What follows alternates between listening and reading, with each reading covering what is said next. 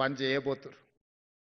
రేపటి నుంచి మా ఆడపిల్లలందరూ అత్తగారింటికి పోతారు. ఉద్యోగం వచ్చింది కాబట్టి పెళ్లి చేసుకొని వాళ్ళ జీవితంలో అత్తామామలు వస్తారు.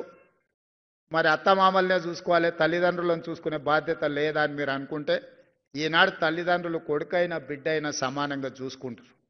మా ఆడపిల్లలందరికీ నేను సూచన చేస్తున్నా, మీరు అత్తగారింటికి వెళ్ళిన అమ్మ నాయనను మంచిగా చూసుకోండి, మీరు బాధ్యతగా తీసుకోండి. ఇక మా సోదరులకు చెప్తున్న కట్నాలు వస్తాయి, కార్లు వస్తాయి, అత్తమామ వస్తారు. ఇప్పటి వరకు ఉన్న అమ్మ నాయననేమో చేదవుతారు, కొత్తగా వచ్చిన అత్తమామనేమో తీపి అవుతారు. నేను చాలా మందిని చూస్తున్నా. అత్తమామను మంచిగా చూసుకోవద్దని నేను అనను, మీ కట్టుకున్న సతీమణితోని మీరు బాగుండొద్దని నేను చెప్పను.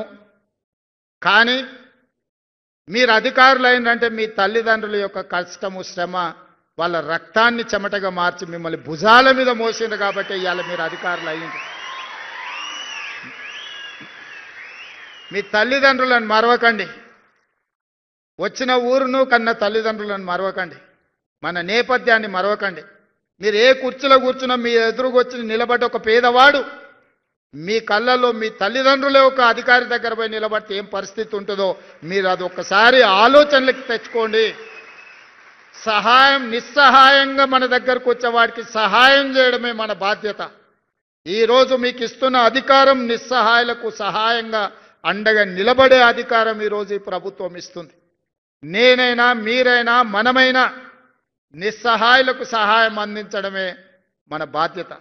కన్న తల్లిదండ్రులను పుట్టి పెరిగిన సొంత ఊరిని అభివృద్ధి చేసుకోవడం మన బాధ్యత. మీరు అంకితమవుతారని నాకు సంపూర్ణమైన విశ్వాసం ఉన్నది. మీ అందరి పట్ల నాకు నమ్మకం ఉన్నది. మీరందరూ పెద్ద ఎత్తున చప్పట్లు కొట్టి నాకు మాట ఇవ్వాల్సిందిగా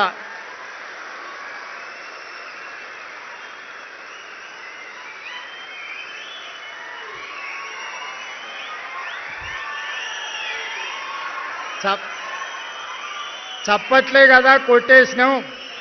రేపటి నుండి సార్ చూడబోతారా అని మీరు అనుకుంటారేమో. తప్పకుండా చూస్తా. ఎవరన్నా తల్లిదండ్రులను చూసుకోకపోతే మీ జీవితంలో 10-15% కోత చేసి మీ తల్లిదండ్రుల ఖాతాలు వేస్తా.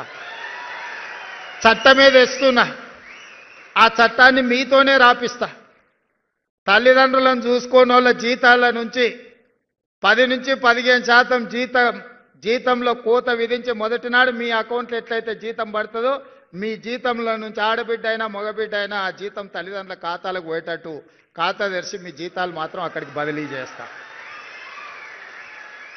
అది చట్టం చేస్తా, ఆ చట్టం మీతోనే రాపిస్తా. సెక్రటేరియట్లకు ఎవరు వస్తున్నారో రామకృష్ణారావు గారు, మనం ఒక కమిటీ వేయండి కొత్త ఆఫీసర్లతో ఆ చట్టం రాపిచ్చే దాంట్లో.